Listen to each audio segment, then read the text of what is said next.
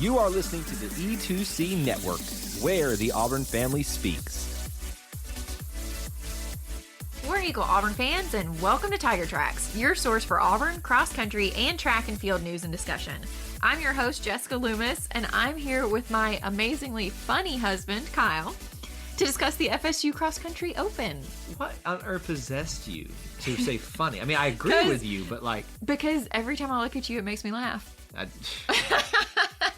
Let me just say, here, pull the curtain back just for a minute here. The Booster Club members will have access to a nice little outtake and blooper at the beginning of this show. So there you go. For those of you that are Booster Club members. It's only taken us 10 minutes to get to the beginning of the show. Yes. Jessica just started hilariously laughing at me for no reason. So I guess I have a very funny face. I don't know. You do. And you're just a funny person. I know. Especially when I think about you running cross country. That would be comical. I can attest to that being very comical. Yeah.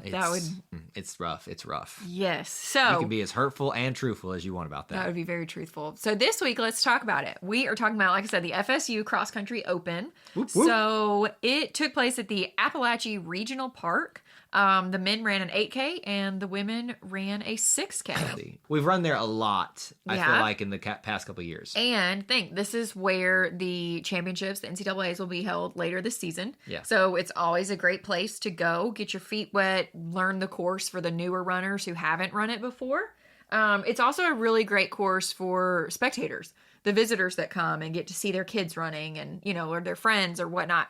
It's one of those courses that personally as a runner, I hated, but it doesn't sound like these athletes hated it. So I am under the mindset of Kyle Loomis, where when I run a course, I want every step of the race to be a different place. So like no loops for cross country. Right. Loops are for track. I get on this soapbox every year.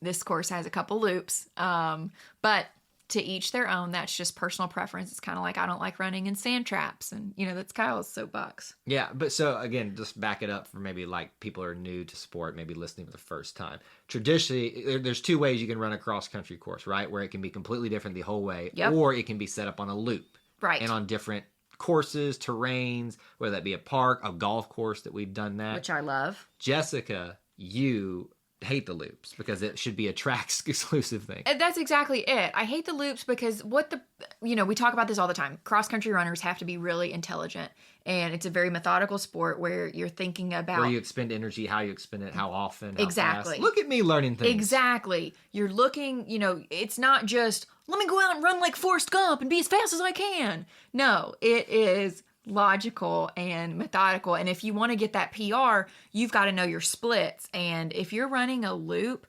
every other cross-country runner too is doing the same thing already, but it makes it easier for them to pass you or to know the course really well. And you want there to be a small element of surprise. Even when you get there a couple of days early for the meet and you run the course, there's still always a small element of surprise. And so the reason you say that this is great for spectators, because of the loop, that means runners run by several times. So it's not like, you see them one time and then it's done. Right. So that's the problem is like my favorite courses are terrible for spectators. Right. Because you see your loved one run by once and you're like, yay, never mind. I've always wondered that like in marathons and stuff like that. Right. It's like you spent all this time getting to that one spot to see them for 30 seconds, maybe. Yep. But this is, and it makes sense that they would pick it for, something like NCAA championships. Oh yeah, absolutely. Later this season, yeah. Well, and it's a great course. It's got some hills on it. It's not completely flat. Which is weird to think about it being in like the panhandle of Florida. Right. And there actually being hills. But... Well, I mean, there's hills everywhere, just not as much as where we live. That's very true. We are in the mountains, so somewhat. Right. Foothills of the mountains. So the other thing about this meet was it was super humid at that time. Oh, gosh, yeah. So it had just, A, it's Florida, and B, it had just rained. So, thank goodness the athletes got to compete in the morning, but, we heard that it was just a really humid, sticky day. Let me pick your brain as a former athlete in these fields as well. And I know we're going to get to the results here in a second, but I'm just curious. So let's assume you personally had run through these type of conditions. Forget the humidity, because obviously that makes it tough. On the type of terrain, on the type of courses that you would run, as a cross-country athlete. How much more difficult does it make it if it's just the ground is soaked? I mean, are you running through mud a lot, or do they try to avoid that? Or is they it try just... to avoid that as much as possible. Sometimes, obviously, there's courses where you just can't. Right. And you come out with the mud all the way up to your knees, and you're just like slogging through it, which is kind of fun. But if really you're not trying to get that PR. It kind of feels that, what's those events? The mud runs. Or the Ironman. Ironman, or, that's what it kind of obviously has a kind of, you come running, you look like you're coming through war or something like that. Well, and sometimes some of these races, even if there's not necessarily mud, but you think like if they've just recently mowed the grass and then it rained, you've got like wet grass covering and that's what I'm thinking about too, is it's not even the mud part of it too, but like if you've got just like on a golf course, for instance, I can see a situation where there's like a thin film of water over it and it becomes almost a slip hazard, No, because you're wearing cross-country spikes. Remember? Oh, that's right. See, these are the things. You're not in your Walmart tennies. Like, you've got spikes. But see, these are the things that someone who is, not as well versed, I am representing the layman. I appreciate that. Hey, and we forget these things. Too. So that's a great thing to remember here. And you have to also remember, these athletes are running so fast that it really, a little wet ground, it's not going to slow them down. It's not going to slow down their time. Now, if they're running through mud, clearly that's going to affect their times. But anything would affect me, so they're still awesome. Same. So let's start talking about some results. How the Auburn Tigers did. Yes. Do you want to hit us with some men's results? Let's do that. So obviously, as we prefaced at the first meet, you could expect more teams, probably stiffer competition. And that's about what happened here. So there are 26 teams total that competed for the men. Auburn finished 10th overall as a team with a score of 271 points. Remember, lower points means you do better. It's like golf, right? Right. Which is still, we had this conversation last week. This throws me off every single time. I know. It's weird. But I was really proud to see that the men came in 10th. That was Coach Kent's goal for this week, was top 10 for the men. So, hey, met the goal. I love it. And think about that. When you step onto a bigger stage like this after the meet where you did win, or, it was the men who got first place and the women got second last time. And you stay in the top 10. You're in the top, more than the top half. I'd say it was this close to the top third. Yeah. Getting close, 26 teams. I'm doing quick math in my head there. Proud of you. 254 men competed in this race. Yeah, so it's a lot of people. Jeez, that's a lot of people. It's a lot of people at the start line, and just a lot of people on those back trails. And I know it's not the same for every team, but that's rough. If you do math and assume things, it's 10 people for roughly 10 people. Great job. Look at me doing math using my Auburn degree.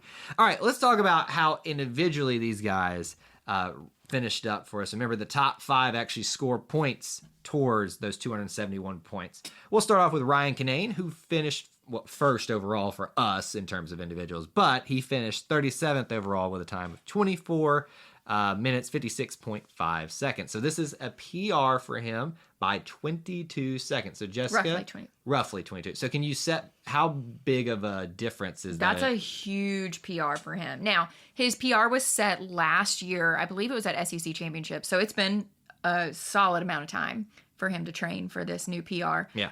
So he's really taken a step forward this year. Huge. Yeah. I mean, to be sub 25 minutes in the 8K is pretty significant. So really excited to see what he's going to do the rest of the season. Hey Auburn fans, I want to take a quick timeout from this episode to bring your attention to something very special. Here at the E2C Network, we pride ourselves on bringing you the best content for Auburn fans out there. And best of all, it's free to you. But just because it's free doesn't mean there aren't costs, especially when you have a library of hundreds of podcasts, videos, blogs, and more. Many of you have reached out and asked how you can support this network in the past. Well, now I have your answer. It's called the E2C Network Booster Club over at patreon.com/E2C Network. There you'll find a membership monthly reward system where you can sign up for as little as $1 and get different perks at different tiers. Some of those perks include things such as apparel, eligibility to join us on future podcasts, recognition as an E2C Network booster, exclusive communications, and bonus content that is available nowhere else. If you love this network and want to help us keep producing podcasts like this one, please head on over to patreon.com/E2C Network to join the E2C Network Booster Club. You can also get there by going to our website, e2cnetwork.com/support. Whether you decide to join or not, we are still so appreciative that you would support us by just listening and being here, because each and every one of you is part of our E2C Network family. Well, that's it. Timeout's over. Let's get back into the episode. Let's run through the rest of everybody here. Tommy McDonough finished 40th overall with a 25 minute 1.3 second finish. Yeah, and so sorry to interrupt you, but he's pushing that 25, sub 25 mark too. So you got two guys that are really trying to fight hard to be in that category. You said really good for that sub time there. That's pretty good. Cooper Atkins finished 71st overall with a time of 25 minutes 45.5 seconds. Jackson Thomas 88th overall, 25 minutes 59.8 seconds. And then we got Carson Beddix with a time, and then we got Carson Beddix, who finished 92nd overall with a time of 26 minutes 5.4 seconds. So those are all of the athletes that scored points for us, right? Is that how we have it now in the top 5 there? Now, we did have 3 other competitors who we did have competing, but obviously didn't score towards it. Evan Rogers, we've been very familiar with Evan over the years. 160th overall, time of 27 minutes 28 seconds. Benson Atkins? Cooper Atkins. Benson Atkins. Any relations? I'm thinking. It's a great question. That is a great question we'll have to find out an answer to. I don't know. We've had the Rogers family here, we'll figure that one out. Benson Atkins, 171st overall, 27 minutes, 52.9 seconds. And then finally, Mark Foster, 199th overall, with a time of 28 minutes, 33.2 seconds. So everyone finished in the top 100. Top 200. Top 200, excuse me. Which I know that doesn't sound like a big thing, but there's still 55 more athletes, more runners that didn't finish better than an Auburn Tiger. Yeah, exactly. So overall, personally, the men, I'm pretty happy with it, to be honest with you. And I'm not saying that this is the best that we can do, but when you go from winning less competition, in our opinion, in the first meet, and you stay in the top 10 and bigger groups, more athletes, stiffer competition, I'm happy with it. Absolutely. So moving on to the women. So the women's race was actually bigger, 290. If that wasn't enough, the women. Right. 290 ladies on that start line and the finish. So they finished 11th overall out of 29 teams versus the men's 26. So 3 more teams than the men. And they had an overall total of 317 points. So starting out, the women for scoring was Samantha Rogers in first place for Auburn and 58th place overall, with a time of 22 minutes 46.4 seconds for that 6K. Then we had Sarah Pacer finishing 69th in 22:54.8 seconds. Then Presley Weems in 73rd in 22 minutes 58 seconds flat. Then we had Haley Porterfield finishing at 84th in 23 minutes 14.4 seconds. And the last of the scoring Tigers for Auburn was Hannah Thuss in 104th place in 23 minutes 29.8 seconds. And then the last, sorry, were you going to say something? Well, I was just saying that, I think it's interesting, those top 3 for us right there. They're what I would consider, again, someone who is not as familiar with the sport and is learning. 22 minutes, you got Samantha at 22:46, you've got Sarah at 22:54, and then even closer, Presley Weems right behind her at 22:58. We always talked about, you even talked about in races before, groupings. Yeah. Like having someone to follow, to run with almost, and that seems like a good group there. It was. And so Coach Kent actually talked about it this week, and he talked a lot about, for the men, Ryan and Tommy, and how they kind of pack ran together. And I know the first of the men's race, a lot of the guys ran together just to try to, the more you can stay together, the better your overall team score is going to be, as you can, scoot up and block some people and, keep your score as tight as possible. So it really looks like the women have done that as well. Even with Presley and Haley, 73rd to 84th place, that's not that significant when you've got 29 teams overall to compete with. If it was a small meet, yes, that would be more significant, but I think that's really great. And then our last runner for Auburn was Louisa McPherson, who we're really familiar with as well. She finished in 123rd place in 23 minutes, 50.4 seconds. Some other things that I noticed, I'd like to point out is, lowest finisher, even though it wasn't the scoring one, was 123 out of those. Was it 290? Yeah. Way more than the men. Yeah.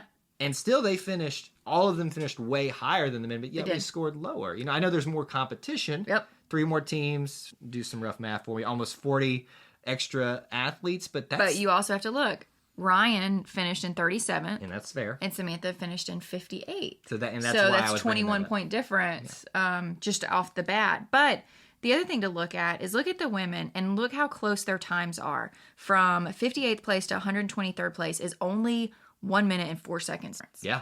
Literally. So they were so close. I mean, out of a 6K, that's still really close. I think that's a great start for the ladies for this season. Really looking forward to seeing them improve. I think the men have really set the bar high.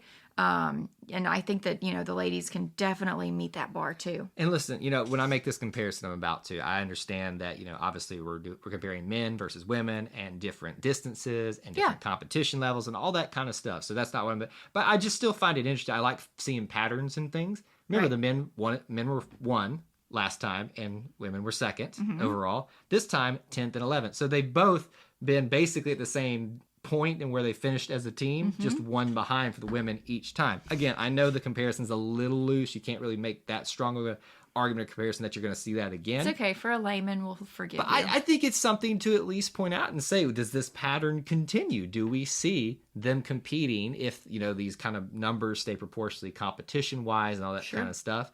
This is a pattern we're going to see the rest of the season. Just things that I like to watch for. Well, the good news is Auburn's got 1 week off, and then they go back to action, you know, as all y'all sports people like to say. Wait, all you sports people, are you not a sports people too? Nah, I'm a dweeb. Yeah, Auburn returns to action on October 1st. They go to the Notre Dame Invite, which is obviously in South Bend, Indiana. So looking forward to that. It'll be nice and cool up there compared to that humidity they have. It's nice here It'll right now. It'll probably be perfect weather, honestly. October 1st in Indiana, that's top notch. And they typically run these in the morning time, right? Usually. I guess not always the case, but maybe it'll be mid-morning. I would hope so. It'd probably be on the slightly chilly side there to go up there to, you know, do a couple Hail Marys with Notre Dame. I was trying to make a Notre Dame joke and it was bad, but anyway. So it's, I mean, you know, it's really weird. You go from Alabama type of conditions and terrain to Tallahassee and Florida. Now you're going up to Notre Dame. So we're just going all over the place. I think it's going to be great. So we're looking forward to that. War Eagle. War Eagle. Thank you for tuning in to today's episode on the E2C Network. On your way out, I want to remind you to stop by E2CNetwork.com. It's your one-stop shop for all our content across our podcast, YouTube channel, and much more. To stay up to date with us, make sure you're following social media accounts such as Facebook, Twitter, and Instagram. While our content here may always be Auburn sports heavy, if it's orange and blue, it's what we do. War Eagle.